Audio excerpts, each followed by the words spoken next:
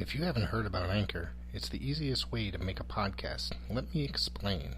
It's free. There's creation tools that allow you to record and edit your podcast right from your phone or computer. Anchor will distribute your podcast for you so it can be heard in Spotify, Apple Podcast, and many more. You can make money from your podcast with no minimum listenership. It's everything you need to make a podcast in one place.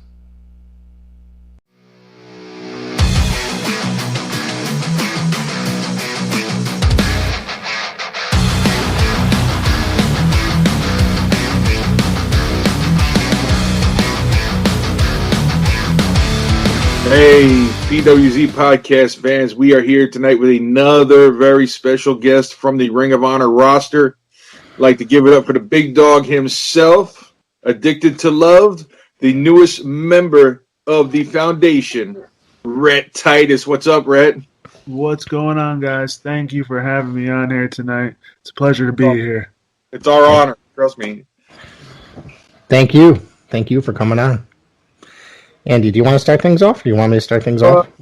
Yeah, I just wanted to talk about the foundation. Exciting things going on right now. The reboot of Ring of Honor, and you're finding yourself in some pretty good company right now. You were kind of a surprise fourth member. Now, tell us how that came about.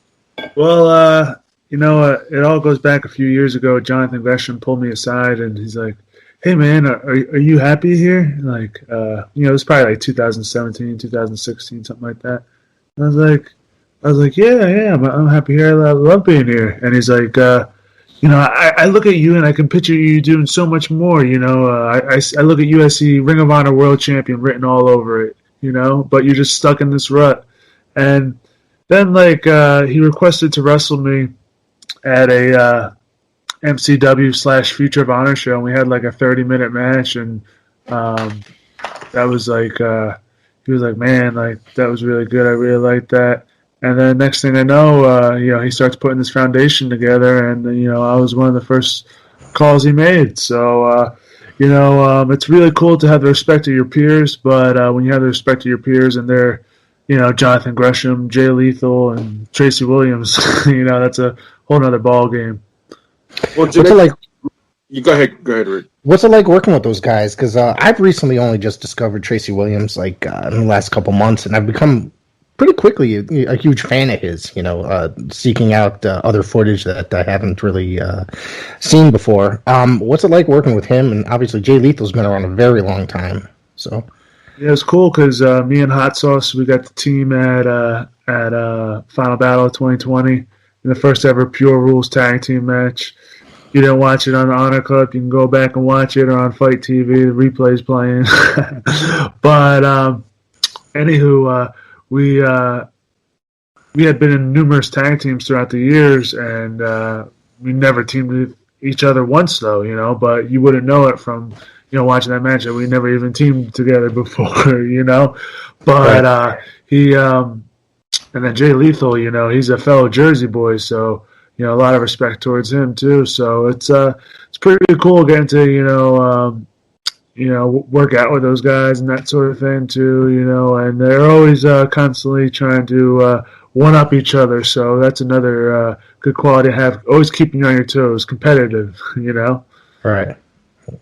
Well, Rhett, you've always been known for your tag team work, so I'm not shocked that you and Tracy would click easily. That's kind of your forte, or has been up to this point. Are you going to be focusing more on singles action now, or are you going to be forming a team with one of your members of the foundation? It's whatever gets laid in front of me that day, I would like to, give a singles run a good shot, though, because it's something that, I never really got a chance to do in Ring of Honor. So I've always been pretty much a tag team wrestler for the whole entire time while I was here. So to just let me go run wild in the singles division or the pure division, TV title division, something like that would be really cool, too. Without a doubt. And I also wanted to comment on the foundation. You've been in Ring of Honor for the better part of 15 years now, correct?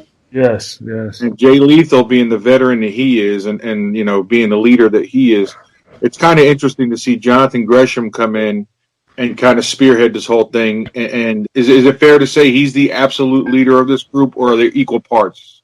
I mean, we were actually talking about that earlier today. How it's everybody's got to say it's a collection. It's like the pillars of the foundation. We are what's holding this together. So we're going to help each other as much as possible, and one may have an idea for the other, but there's no distinct leader. But it was I would say that John kind of had the idea to put it all together, but he doesn't want to take credit as a leader. All equal parts. And the word is that you guys really adhere to the code of honor. How important is the code of honor to you, and why is it so important? I mean, the code of honor was something that made me look at wrestling in a completely different light. I went to the first ever Ring of Honor show, February 23rd, 2002. I was probably about wow. 14 years old or something like that. And that was at a point where wrestling was 2002, so ECW and WCW had just went out of business, so wrestling was definitely on the downswing.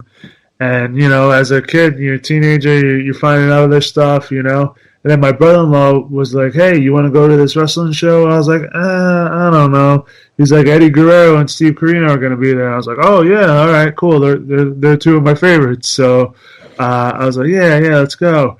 And then, I saw, the code of honor and the guys shaking the hands before and after the match. And, there wasn't no screw finishes. There was no countouts, no disqualifications. Everything was 1, 2, 3, or I give up in the middle of the ring. So that was something that I was like, man, these guys, they look at wrestling like a sport. This is something that I would want to do. And I always wanted to be a professional wrestler, but had I not gone to the Ring of Honor show that day, I probably would have never actually pursued it. And so needless to say, the code of honor means a whole lot to me.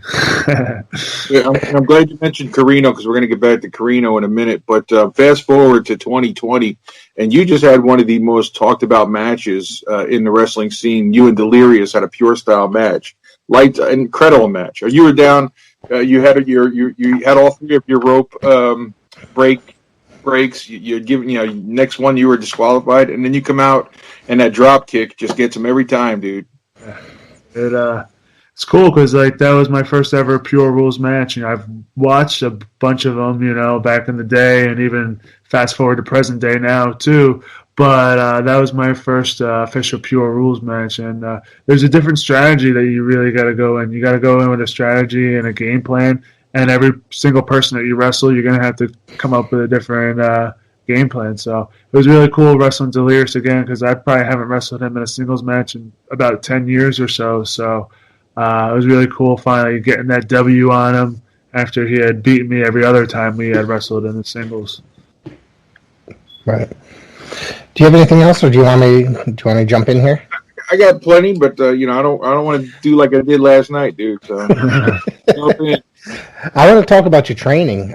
Just doing research for this, I saw that you trained with Austin Aries and Brian Danielson, and I found it interesting that you said you hated training with Brian, but then it helped. But later on, it helped you become a more dedicated wrestler. What at that time period made you hate? Was it just his an old school style training regimen that he had? I wasn't in nowhere near the shape I am now. Right. So I remember distinctively every training I would always be late to because I'd be coming from work. So I'd always be late, and I would always have to do extra squats, extra push-ups, all that stuff. And I was just like, oh man, this sucks. And I was actually going to make it to practice on time one day. I was like, oh yeah, making on time, no extra squats, and because that would ruin your whole day, But then all of a sudden I hit traffic. I'm like, no. So I'm like, oh no, what am I going to do? So I'm like, all right, this is what I'll do. I'll get dressed in the car now so I can hop right out and go right into the training. So I get in all my gear, my knee pads, my boots, everything, and pull up to the school at we used to train at 4 o'clock. So I was 3:58, 3:59, and I'm running up the steps in there. and like roll right into the ring. And Brian's like, "Wow, you made it on time today." I'm like, "Yeah, yeah," you know. He's like, "All right." So we start training, and then all of a sudden, like Brian just looks like enraged. You're like, "Oh gosh!" Like, and he's like, "Who the hell brought mud into my ring?" And I was just like, "Oh no!" And like everybody slowly started looking down at the bottom of their shoes, and like no mud anywhere else. And then I looked down at the bottom of mine, and I was like, "Oh man!" And he's like, "Ow!" So I had to do extra exercises anyways. So, but yeah, that was like training with Brian. But you know, that's stuff you grow to appreciate later in life. You know, just like little lessons like that, and always having to be punctual and on time and stuff like that. So yeah, but training with Aries was a little bit different because you know, he was like, "Hey, you know, I'm not your personal trainer. You know, we're not gonna come here and do squats until you puke or anything like that." But I'm your wrestling trainer, so that's what, you know, you guys are paying me for. So it was pretty cool that, you know, obviously I was doing my workouts on my own and all, but yeah, it was pretty cool that he, you know, just focused more on wrestling. Brian, you know, we'd have to do a whole lot of squats. I remember one day he was like, you know, you got to remember, you know, I was probably like 19 or so training with Brian, so he's like, all right, everybody picks an exercise for the day, and he asked me like, which exercise do you want to do today? And I was like, jumping jacks. And he's like, oh, jumping jacks, huh? And then he made us do 10 minutes of jumping jacks in the wrestling ring, and like there was like 4 of us in the ring, and like when you're jumping it's like bouncing, but you all got to be in rhythm though. Like, oh man, what about everybody was cursing me up and down for that one. Before we get back to any Ring of Honor talk, I just want to say, ask you one other thing. It's in February 2008, you took part in Chikara's King of Trios tournament, teaming with Shane Hagedorn and Alex Payne, and I'm not even going to try to pronounce it. Lascivas Rayados, is that correct? Did I say that right? Don't laugh. The wrestling goats. Yeah. What did you think about working Chikara? How did you like it or dislike it? It was different, you know. Like I had acquired some tapes of Shakara, you know, when I was younger, but wasn't ever really my cup of tea. But you know, as a fan watching, but you know, I understood that like it was popular on the indies, so I was like, all right. And like this wasn't actually my first time at Shakara. My first time at Shakara was actually quite the controversial debut because I unbeknownst to me, Shakara has this big thing about no cursing, and you know I was like 18 years old and like all revved up, and you know like, and it was like a 6-man tag. It was me, Pele Primo, and Shane Hagedorn versus the Colony. So Worker Ant and Fire Ant and Soldier Ant, and something was going on in the match, and it came down to me and one of the ants. I was like, "Come on, mother!" But you know, it just came out, and you know, because you know, you wrestle indies, you know, it kind of happens all the time, you know, and a lot of people, you know, but this whole crowd just like, and I was just like, oh man, what did I do? And like, I remember like coming through the curtain, and like my partner's like yelling at me, like, "Dude, you're gonna get us in so much trouble!" Like, I'm like, "Oh no!" Apparently, it was like a big no-no, and I think there should be some sort of warning towards a talent for shows like that. Somebody I know, like last summer, got in trouble for flipping the crowd off, and they got reamed like by the bookers like later on. Yeah. So you know, but that taught me a lesson too, you know, because you know I wouldn't do that nowadays. You know, if I went and did that on TV or pay-per-view, I'd be getting yelled at and fined and stuff. So you know, everything on your come up teaches you a nice, valuable lesson in the end, right? Right. Go ahead, Andy. No, you mentioned Steve Carino before, and I actually Well, let's go way, way back. Okay, I think it was on Crazy Max forums. I think I traded. Well, I suggested DVDs because I didn't want to sound too old, but you said probably VHS. Oh So, yeah. but I was a part of that board as well at one point. So I never had any DVD burning capabilities, so it was all VHS. So, but by the time the DVDs became a big thing, I was done.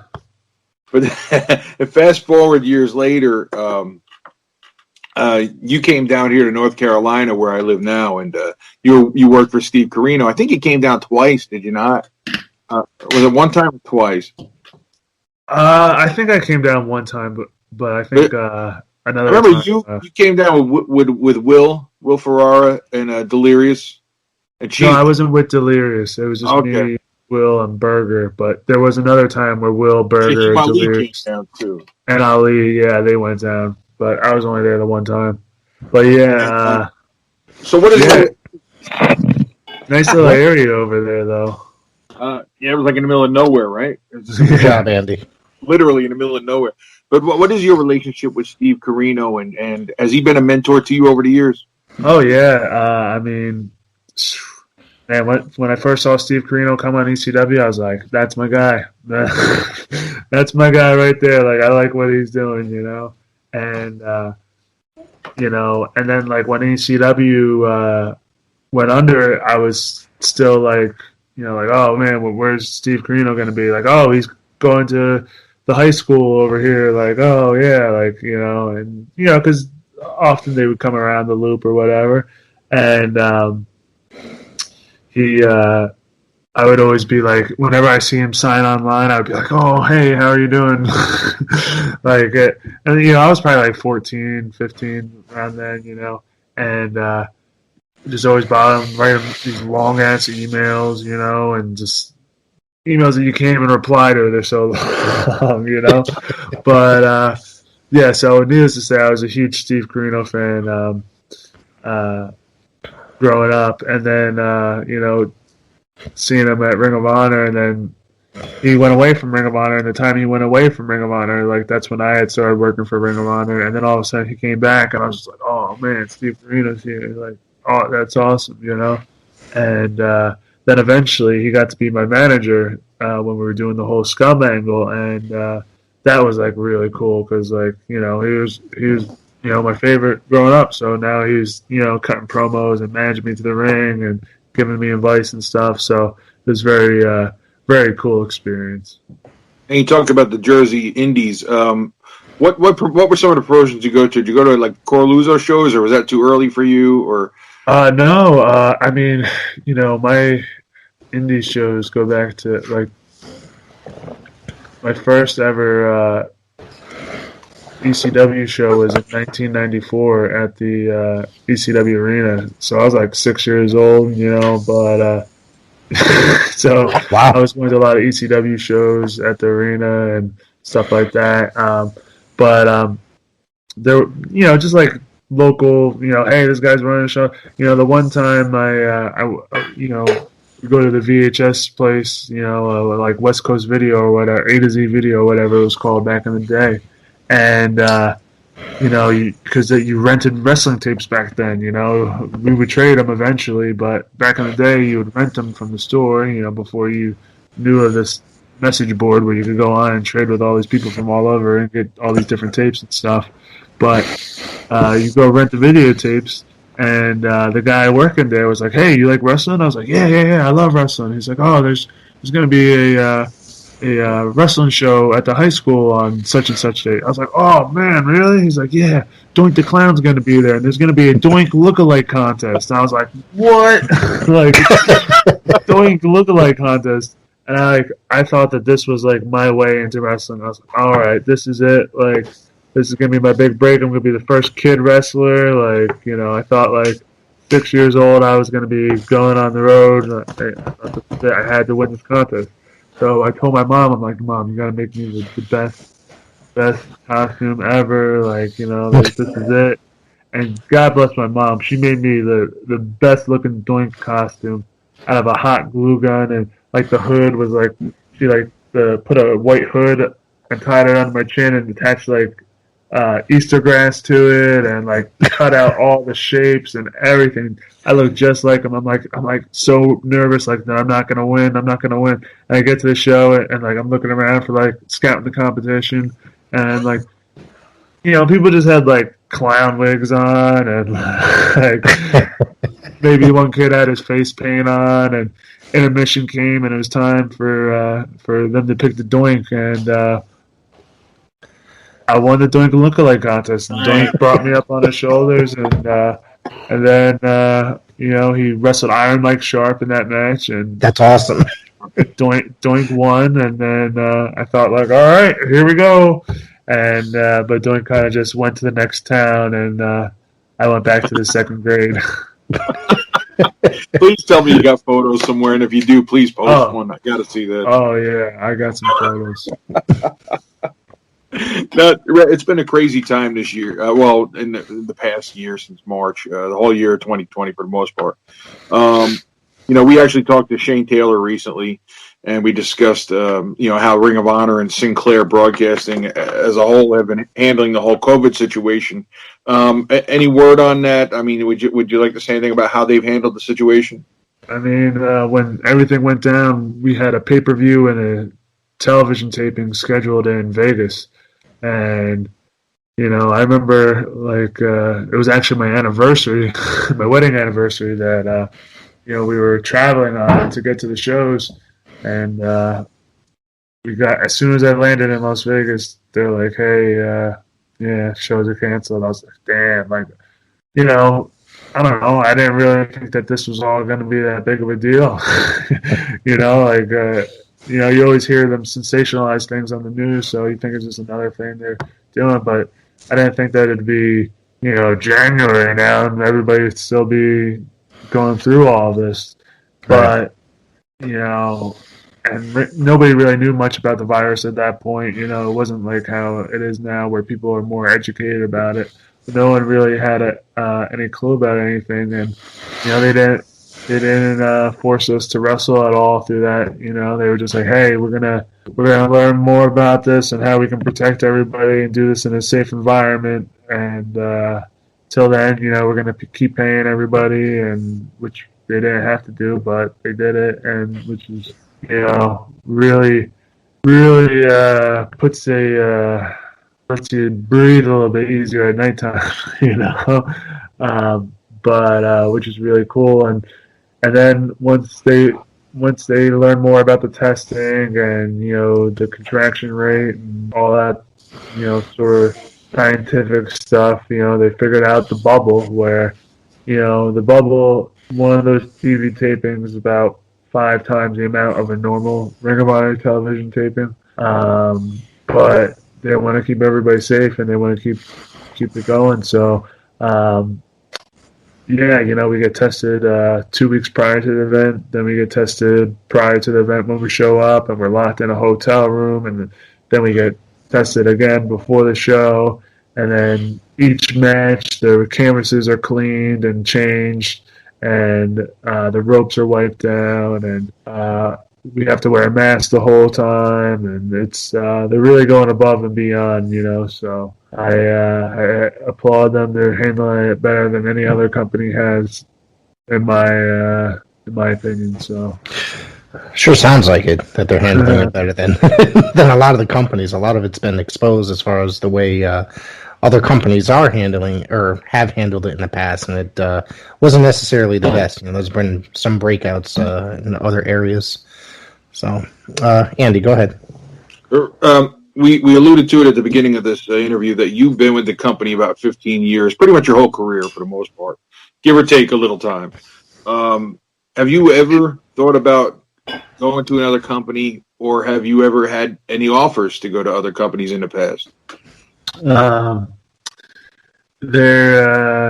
there's always little talks, but, you know, I'm happy with Ring of Honor. I'm happy where I'm at. You know, it's a place that I wanted to be. You know, it's what I aspired to do. You know, it's like, oh man, I want to wrestle at Ring of Honor. And like that's a place, and it's become a place where guys can, you know, have a career here and be happy now. So A lot of guys, the Briscoes, Jay Lethal, so it's I really, I take pride in Ring of Honor and what it's become over the years, because I remember where it came from, and I remember all the hard work that we put in to get to where it is now. So it's like kind of nice to like look back and be like, yeah, like this place is pretty cool now, So where we could do things and not work for 8-9 months and still be paid, So if you would have told me that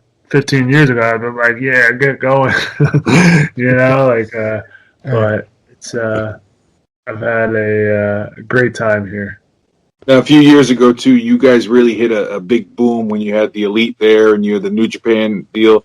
Then AEW came along and a lot of the roster got raided, but they kind of reloaded with guys like PCO and Jonathan Gresham and other guys, and a lot of the luchadors, too, Bandito, Roosh. How do you feel about the style change, kind of a shift towards more of a lucha style? Not totally, but, a larger degree of lucha in the company now.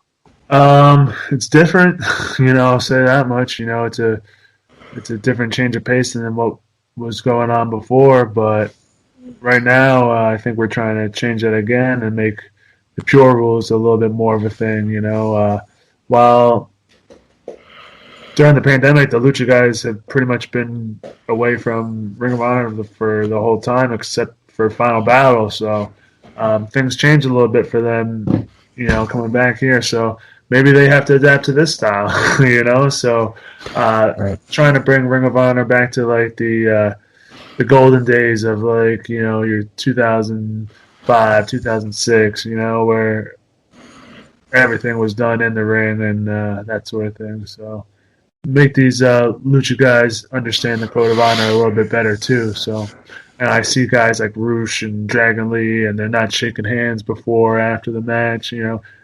It's they're supposed to be like the champs. They're supposed to be representation of the company. So, if you're supposed to be the representation of the company, you should uphold what the company is preaching. So, Right.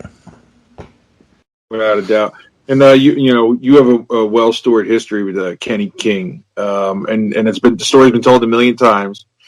But I always wondered, and I do have to ask, when he left, he kind of left suddenly, or at least that was how it was viewed by people on the outside, and he kind of left you hanging there by yourself. Was there any animosity, or were you still friends through that period? it was one of those things where like he was going to try to take a better opportunity. Like, I'm not going to, be mad at him for, trying to better his situation or whatever he was trying to do.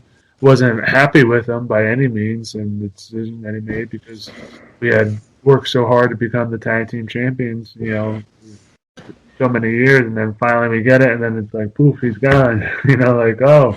And like, it was just kind of like, at that point, like, I had so much invested in like the tag team, and all of a sudden it's like, all right, he's gone, well, what are you gonna do now? And I was just like, shit, like, this kind of like caught me off the blue. I wasn't really expecting any of this, I thought things were, last week I was winning the belts, so and this week, I gotta come up with something completely new.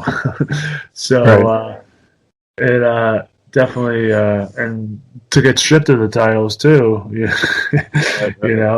and it was definitely, it was like when you get to the tip of the roller coaster and then it just comes crashing down, fast and hard. So, But it made for a heck of a reunion a few years later, and then things went south between you again. And one of my favorite Ring of Honor moments was, the outcome wasn't my favorite, but when you had your match with Kenny and your family was at ringside, that was really awesome, I thought. Oh, thanks, man. Yeah, that was the Final Battle last year. But, he had approached me about possibly coming back to Ring of Honor when things weren't going so well at TNA for him. So I was like, I'll see what the word is. And the word was good. So, I was like, hey, yeah, and he came back and we answered the Briscoes Open Challenge live on pay-per-view at All-Star Extravaganza, and we beat the Briscoes on our first night back, and it really felt like we were, doing better than ever. Like it was like, man, we're better than we were ever before. But then he went and just kind of like went and did The Bachelor or whatever the hell, some reality dating show, and the producers are like, oh, maybe it'd be good for you in the show if you were on your own.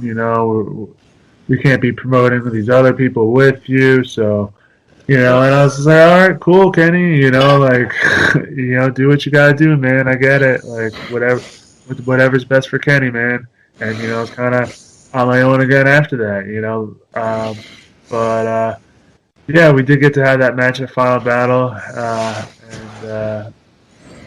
and not one of my favorite Final Battle moments, but it was nice having my wife and kid there.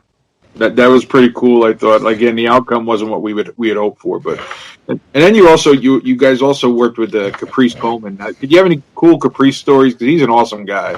Oh yeah, Caprice is funny. We just always trying to like one up each other at the gym or something like that. Oh, I didn't see you at the gym this morning, Caprice. Don't be slacking on me now. Just because you're commentator, don't be slacking. But it's funny, his first weekend back with Ring of Honor, because he had wrestled Ring of Honor back in like 2004. The earlier days. Yeah. But he had went to Kuwait and he done all this other stuff, and then he came back in like 2010. And I think, and I was one of his matches on his first weekend back, and he cut a promo before the match, and I was like, I'll never forget. He always jokes with me about it because I was like, oh, this guy gets mic time now. This guy's on his first weekend, he gets mic time. But Caprice is great on the mic, and good for him, man. He's doing the commentary thing now, so, and it's. Him and Ian make a great team, and like Caprice has been doing it for so long, but good for that. I really like having those two call my matches. And I don't think Caprice ages at all. He doesn't age. Oh, yeah. And you were talking about working out a little bit. Now, I got to ask, we got to get a little personal here. How are your neighbors doing with your outdoor workouts? So, all right. So, if you guys aren't, if anybody listening isn't familiar, basically, when the gym shut down, I was like, what am I gonna do? So I had some dumbbells and stuff. I kind of had a feeling it was gonna be happening though, but I didn't think it was gonna be for this long, because you gotta imagine the gyms were closed in New Jersey from March till September. So. I was like, oh no, and like, also the other thing is you couldn't buy weights anywhere, you couldn't get anything, I just, one day I got lucky and I looked outside my window, I looked at the neighbor's driveway, they were moving out. I guess they had all this workout equipment in the backyard that they were getting rid of. It was like a pull-up bar station, a Smith machine, a bench press, and I was like, oh, so I got all their stuff and brought it over, and I've acquired some new pieces since then, and I'm just out there getting it, rain or shine, usually wearing about 8 layers of clothes, 4 layers at the bottom, thermal socks, hand warmers, snow boots, the whole 9 yards. But I'm not just like out there doing like regular ass exercises, I'm like doing like what I would, like my normal workouts that I would be doing at the gym, like leg lifts and decline leg lifts and hanging leg lifts and all this crazy stuff. And they've been building houses next door this whole time. These really nice houses, finally, people were moving in the other day, and here I am doing deadlifts and squats in my backyard, and they're moving into their brand new house. Like, what? Looking over in the backyard, like, what the hell? And then to give an update on that story, I was doing lunges on my deck today. They just recently got some blinds put in, because for a while they didn't have blinds. So whenever they were sitting on the couch and I was working out on the deck or in the backyard, they would see me. So tonight what happened was I was doing lunges and they're like, oh, let's open the blinds. And like he opened the blinds, I was just like, direct. Like it was like we made eye contact. And I'm like, and like he like went to like turn around and sit back on the couch, but like I saw his wife like on the couch, and she was like kind of like motioning him to go back to the window to close the blinds, and went back and closed the blinds. And so yeah, I'm interested in meeting them for the first time though. Yeah, that'll be interesting. Yeah, Rick, you all right over there? Yeah, my kids are trying to yell at me from down the hallway, so so. Anyways, you don't see the headset on. That's what I'm trying to say, man. And you better not edit this out. This better be part of the interview. No, I'm leaving it in, definitely, for sure. Good. It adds some comedy to the people that do listen. So, I mean, a lot of times I'm going to tell you, Rhett, and Andy laughs every single time, is that you see my dad walk behind me like every 2, 5, 10 minutes or something like that. At least 3 or 4 times a show that my dad, you'll see the door open behind me. So it's pretty comical. He always breaks out laughing. So. Now, Rhett, getting back to your workouts, you're in phenomenal shape. Easy for me to say. Best shape of your life. And now Rick had a question he's afraid to ask you, so I'm going to ask it for him. Will we see you doing commentary in your skivvies again? Hey,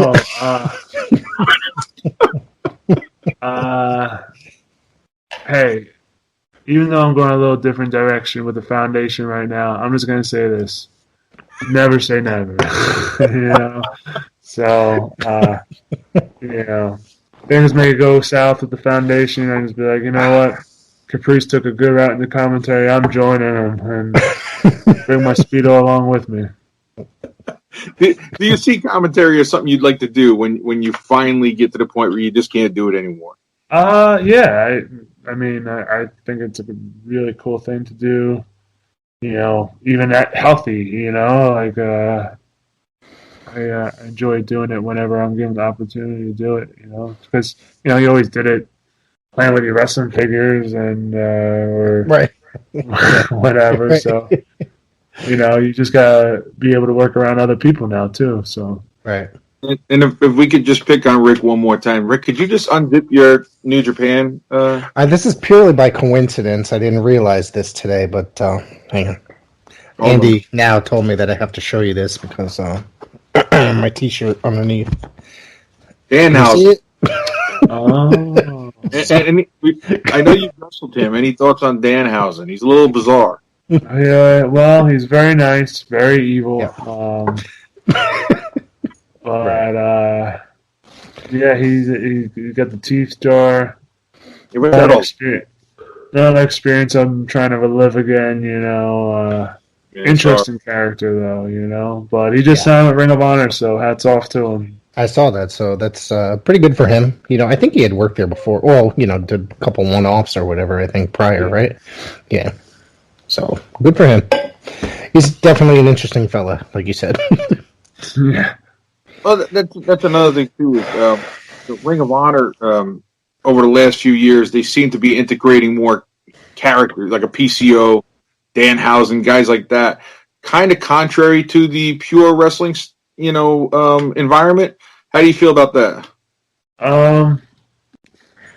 Personally, I would just like it all to be pure wrestling, because, you see enough of all that other stuff on all the other channels. You're right. Yeah. But I understand that, it's a variety. Different people like different things, One guy may love a Danhausen match, but he may hate a Jonathan Gresham match. I mean, I'd probably like to smack that guy around a little bit and smack some sense into him, but there is a possibility of that, so you gotta have a variety show, different strokes for different folks, so I understand the business behind it. Something else you want to say about that now, Andy? No, I'll give you credit. Andy goes. What's that? You are a Gresham guy too, so it's not all about you, but you're certainly a Danhausen guy for sure. I don't understand Hausen. I just don't understand Hausen. It's the thing is with me, it's like I don't normally like comedic wrestlers, but there's a couple guys out there that and sometimes it took me a little bit to get into these guys. You know what I mean? It's like I am definitely more of a pure guy and more of a traditional list when it comes to watching professional wrestling. This is why I watch Ring of Honor, but once in a while it's characters, like certain characters will get me to appreciate them, and it's not many, so but this guy or whoever else. Anyways, and Andy's laughing because he thinks I'm just a big mark for all the gimmicks and stuff, which is not true. We're all marks. Rhett, you grew up a mark. You dressed up as Doink the Clown. Doink the Clown. One of my favorite wrestlers as a kid, like PN News. I used to love when he go up and do the yo baby, yo baby, yo. Yeah. So. Wow. Andy, hasn't Andy been in talks with him recently? I've been in some talks with PN News recently, and that's the second time he's come up on the podcast in the last 2 weeks, I think. So, it's destined. Maybe we could have a dream match. PN News against Rhett Titus. Hey, sign me up. We got 11 months to build Final Battles. So, what do you watch outside? Do you watch wrestling outside of Ring of Honor today at this point? Such as the E or any other. Yeah. Oh, yes, sir. Not Andy. I know what he watches. He's telling me all the time. I thought you guys were having a conversation. No. I'm interested to know what you're into, Rhett Titus. I try to watch everything. I watch, Ring of Honor, obviously, WWE, right. AEW, MLW. Been watching a lot of New Japan Strong. That's a great program. I like that. I don't get to keep up with as many of the shows with New Japan as I'd like to, but what I don't really enjoy watching current wrestling though. Sometimes I do. But right. It's not like my go-to. I just kind of like watching it to just know what's going on, and but I'm really enjoying some Mid-Atlantic Championship Wrestling right now. Nice. I'm on a big binge watch of all that, just tearing through 1982. Right. Jack That's Briscoe's awesome. the guy. That guy was amazing, man. Yeah. So that's the kind of stuff that I'm trying to watch these days. Because you're watching this stuff on TV, and you're gonna kind of become that stuff that's on TV, and really what I'm trying to be different than everybody else. So I hear that. I think in a lot of ways you're going to come back to that, the old school psychology and the emotional investment in the storylines. You know what I mean? Now it's just like you put two guys out there and they flip flop around for 20 minutes. And no disrespect, because I couldn't do that even if I tried, But it's like, you miss the old school, like Wahoo against Magnum or something. You know what I mean? Like there was such an emotional investment in that. Right. Yeah, that's a good stuff, man. Like, I'd be curious to see if a lot of current wrestlers these days, if they're told to wrestle an 82 Mid-Atlantic match or something, just be curious to see how that went. Right. And I think you guys are going to bring some of that back with the foundation, kind of an updated version of it. Yeah. You know what I mean? Yeah, let's hope so, because we're trying to win each title in each division, so we can purify each division and make Ring of Honor pure once again. And I want to ask you real quick, and I hate doing this sometimes, but I got to ask any cool Jay Lethal stories, because Jay Lethal's one of those guys. He's upper echelon in the business, but the world doesn't see him in that light. You know what I mean? He should be up there with all the he should be up there with the Drew McIntyres, and he should be right there at the top of the list. Yeah, Jay is the man. He's one of my favorite wrestlers to watch. He's awesome in the ring. This is a funny story. We got picked up at the airport by like a shuttle or something. It was like me and Jay. I forget where we were going or where we were coming from. We got picked up at the airport by a shuttle, and we were heading to the hotel. And the guy in the shuttle's like looking back at him. He's like, "Hey, I know you." And like I'm like, oh yeah, he's probably gonna be like, oh, Black Machismo, Jay Lethal, And he's like, weren't you on that episode of Family Feud? And Jay's like, as a matter of fact, I was. And I guess like TNA did a Family Feud episode or something. Oh, wow. And Jay was on it, and I had no idea that he was on Family Feud. I was like, oh, Family Feud? So. Claim that. You can't claim that, dude. That's a big honor, Family Feud. Yeah, hell yeah. And I'm going to ask you about another Jay, but this time we're going to talk about Jay and Mark Briscoe. Any cool little stories you can tell us about those guys? Oh man, Briscoes, man. Wow. I just remember, and you being a Jersey guy, you probably remember when they came up, they were like 14, 16 years old, and they were in like CZW wrestling in singlets, these clean cut little kids. Yeah. And now look like they've evolved so much, and they always continue to evolve and change with the times. They're awesome. Probably the most underrated tag team in the business. And we talked about that with Shane Taylor the other night. Yeah, the Briscoes, I've had some battle with those boys before.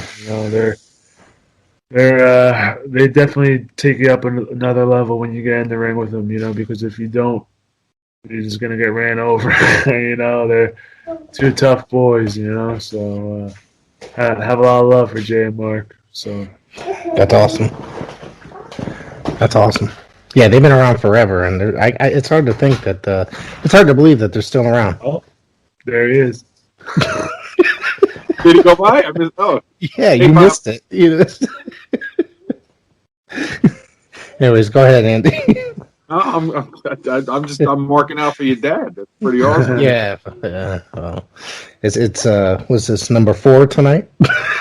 Actually, the first for the show. I think he's been by 4 times and talking to you tonight. So, anyways, maybe he likes the old wrestling. Yeah, right. I know. No, it was about 2-3 months ago. I was watching something on the big screen TV, and he only wants to watch women's wrestling. Something came on. He goes, "How come there's no more women on?" I'm like, "Oh, all right, whatever." So it's like I don't remember what I was watching. But yeah, he took me to my first show in 1988, April of 1988, New Haven, Connecticut. That was the first show I ever attended. It was headlined by Randy Savage and Andre the Giant. That made quite the impression. I had been a fan for a number of years, but my first live event is what got me absolutely hooked. So, and that was it. That was a great period for professional wrestling, I think, Yeah, hopefully wrestling can get back to live events to give other people a I hope so, Sometimes it just ain't the same watching it on TV, I've been to 3 shows, I think, in September when they first started opening up, and then 1 in October. They actually had 3 shows in one day that I went to, and then a 4th in October, and then all of a sudden things started shutting down again. What are you laughing at, Andy? 3 shows in one day. It's pretty ambitious. That's awesome. Well, they were back to back to back in the same building, so in fairness, I just went to all 3 of them.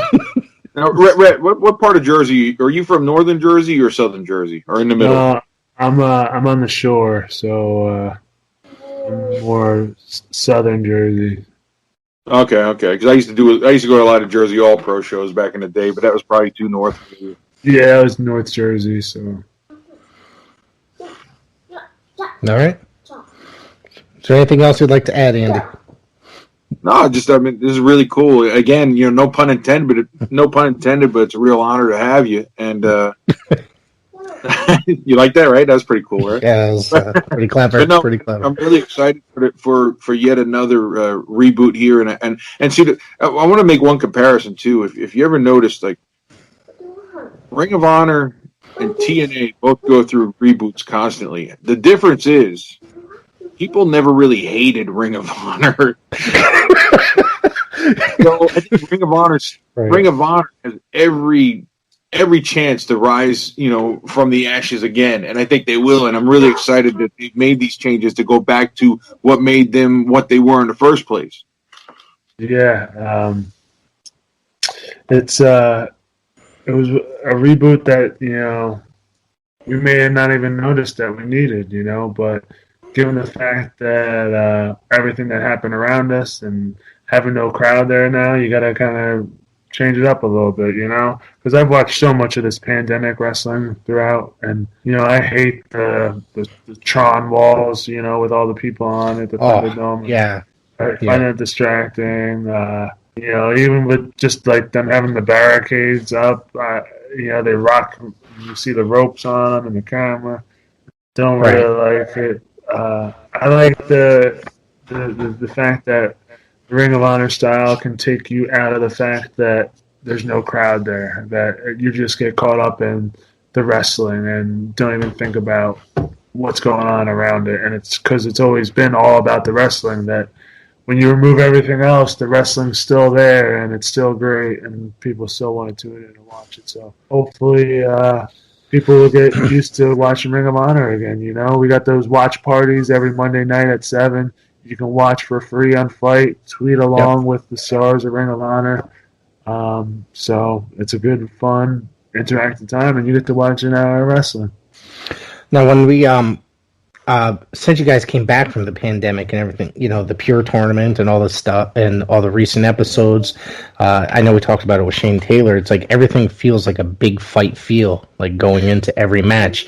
There's less matches on the show, and then there's like these really great build-ups to the match before each match. You know what I mean? And it's just it makes for a really awesome product. And I've been really enjoying the reboot since coming back from the pandemic.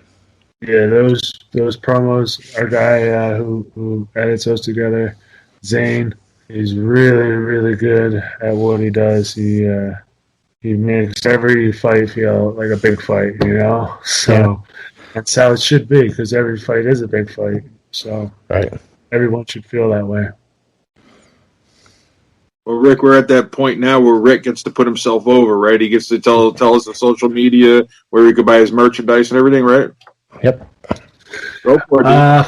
Follow me on Twitter / Instagram at Rhett Titus ANX. That's RHE.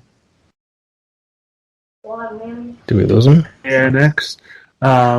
Facebook.com/Rhett Titus. YouTube.com/Rhett Titus. I'm on TikTok at Rhett Titus. Also, ProWrestlingTees.com/Rhett Titus ANX. Or you can go over to the ROH Pro Shop, get yourself a new new Rhett Titus T-shirt on there as well. But that's where you'll find me on the social media.